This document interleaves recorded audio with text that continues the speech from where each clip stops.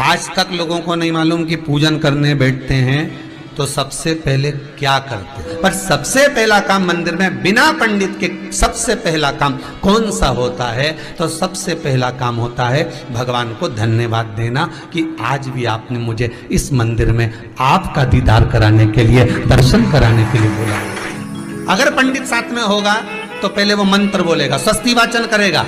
स्वस्ति वाचन करने में उसको अर्थात भगवान के लिए भी प्रसन्नता और आपके लिए भी प्रसन्नता। पर आपके पास कोई ब्राह्मण नहीं, आपको कोई स्तुति नहीं आती, आपको कोई मंत्र नहीं आता, आपको कोई साधना नहीं आती, आपको कोई तप नहीं आता, पर आप इतना तो कर सकते हो कि भगवान के मंदिर में जाकर उनको धन्यवाद दे सकते हो कि तेरी कृपा है जो मुझे चलकर यहां तक बुला लिया, 2 कदम चलाया, यहां तक बुलाया, ये तेरी कृपा है। और बड़ी कृपा करी जो डलिया भर के पूजन का सामान भी लाई, बड़ी कृपा करी जो दूध भरकर भी लाई, बड़ी कृपा करी जो कलश भरकर भी लाई। कितने लोगों का फायदा है कलश भरकर मंदिर ले जाने में? देखिए जरा कितने लोगों का फायदा।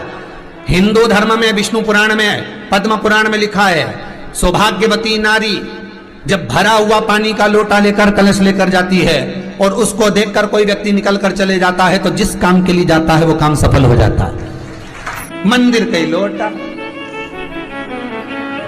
मंदिर का ही पानी, सिर पे पल्लू लेके हर हर महादेव बस शिव जी के चढ़ा रही और इतने प्रेम से रिझा रही। अब फ्री का पानी था तो एक लोटे में मन भी नहीं माने। अरे करा तो भगवान के सम्मुख में पहुंचकर अगर आप जल का पात्र भी लेकर जा रहे हो, भरा हुआ लेकर जा रहे हो, तो कितनी प्रसन्नता की बात है। हिंदू धर्म की रीति है, जिस पात्र को हम जल चढ़ाने लेकर जाते हैं उस पात्र में भगवान के चरणों का जल लाते हैं, खाली पात्र नहीं लाते। क्या लाते हैं? भगवान के चरणों का जल। उस चरणोदक को लेकर आए, घर में रखा, सबने अपने नैनों में लगाया, हृदय में लगाया, चित्तवृत्ति में लगाया। खाली पात्र हम लेकर वापस नहीं आ रहे हैं। शिव मंदिर में जब जब जाओ, जल चढ़ाने के लिए जाओ, पात्र तुमने शंकर जी को पूरा पानी चढ़ा भी दिया तो शंकर के चरणारविंद का थोड़ा सा जल पात्र में डाल के भले 2 बूंद लाओ, 4 बूंद लाओ, इतना सा लाओ, पर लाओ और उसको पूरे परिवार के नेत्रों में जब लेकर आए हो चरणोदक तो लगाओ। पर खाली पात्र नहीं लेकर आना। खाली पात्र लाने में ध्यान दीजिए, जब आप पूरा जल समर्पित कर देते हैं, जल समर्पित भी पूरा करना है। भगवान को चढ़ा रहे हो तो पूरा समर्पण होना चाहिए, पूर्ण समर्पण। इसलिए शंकर भगवान को अधूरा समर्पण नहीं, इसलिए श्रीफल भी पूर्ण चढ़ता है। शंकर जी के मंदिर में श्रीफल नहीं फूटता, पूर्ण श्रीफल। बेलपत्री भी पूरी, चावल का दाना भी चढ़ेगा तो आखा, फल भी चढ़ेगा तो आखा, फूल भी चढ़ेगा तो आखा।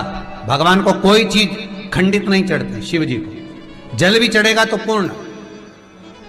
जिस जल को चढ़ाने के लिए लेकर गए उसको बचा कर नहीं लाना है शिव मंदिर में से, संपूर्ण भाग। क्योंकि भगवान के चरण की रज जब हमारे घर में प्रवेश करेगी तो हमारा आत्म कल्याण तो स्वतः ही हो जाएगा। शिव करुणा कर ही देंगे। पर कई लोगों की आदत रहती है, और आपने भी गलती करी होगी, गए होगे, चढ़ा कर भी आए होगे, पूरा पानी भी उंडेल कर आए होगे, चढ़ा भी दिया, छोड़ भी आए, पर लेकर नहीं आए होगे। कई लोग गलती कर जाते हैं और फिर बाद में कहते हैं हम तो इतने साल से पूजन कर रहे हैं, भगवान हमारी सुन ही नहीं दिया। तो भगवान के मैं तो तैयार बैठा, पर तू नवा के चली जाए, लेके तो कहीं जाए। तो भगवान थोड़ी ना कहेगा कि तू मेरे पास में आए तो मेरे चरण की रज लेकर जा। भगवान थोड़ी ना कहेगा कि मेरे पास में आकर तू ये लेकर जा।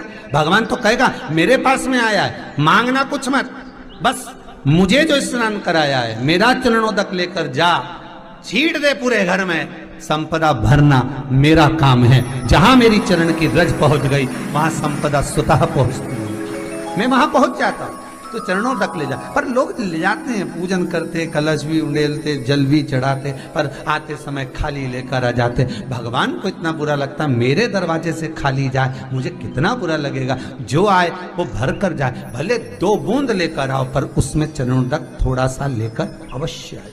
उसी तरह जल चढ़ाने के बाद हम जब लेकर आते हैं पात्र के अंदर, ये उसमें उसकी बरकत है। गर्ग संहिता में दूसरी चीज कही, उसको भी समझ लीजिए।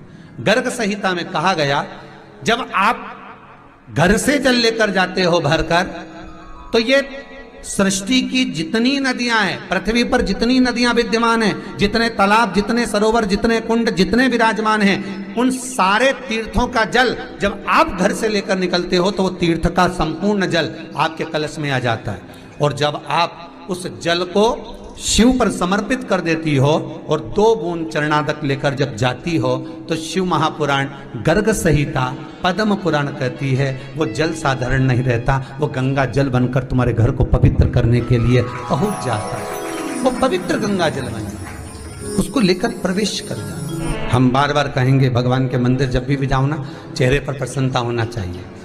किसी से मिलने जाओ ना, चेहरे पर अगर प्रसन्नता नहीं और ऐसे ही पहुंच गए ना तो वो श्रेष्ठता नहीं मानी गई। तुम तुम्हारी बहन के घर जाओ, सती मैया जलकर भस्म क्यों हुई? माता सती के भस्म होने का कारण क्या था? सती को पिता पर जितना क्रोध आया उससे ज्यादा क्रोध सती माता को अपनी बहनों पर आया कि मेरी इतनी बहन, ये 60 की 60 बहन मेरे सामने खड़ी रही और मैं आई तो प्रेम से मुस्कुराई तक नहीं। आप किसी के यहाँ जाओ और कोई के यहाँ पहुंचे और जाते से आप उस पहुंचे और कहा जी जी राधे राधे, जय श्री कृष्णा, हर हर महादेव, श्री शिवाय नमस्तुभ्यम, ओम नमः शिवाय, आपने बोला और उसके चेहरे पर प्रसन्नता नहीं आया तो ऐसे घर में जाने से कोई फायदा है क्या? और आप किसी के यहाँ जा रहे हो तो आपके चेहरे पर भी प्रसन्नता होना चाहिए, सामने वाले को तो हो, आपके भी चेहरे पर भी। मंदिर में जब जब जाएं, गुरु के दरवाजे पर जब जब जाएं, परमात्मा के चरणारविंद में जब जब जाएं, माता पिता के चरणों में जब जाएं, घर के बुजुर्गों के पास जब जाएं तो तुम्हारे चेहरे पर प्रसन्नता होना चाहिए। भगवान को भी लगे दुख भले है इसको पर चेहरे पर प्रसन्नता है, इसको अब दुख नहीं देना क्योंकि इतना मुस्कुराकर ये मेरे मंदिर में आती है।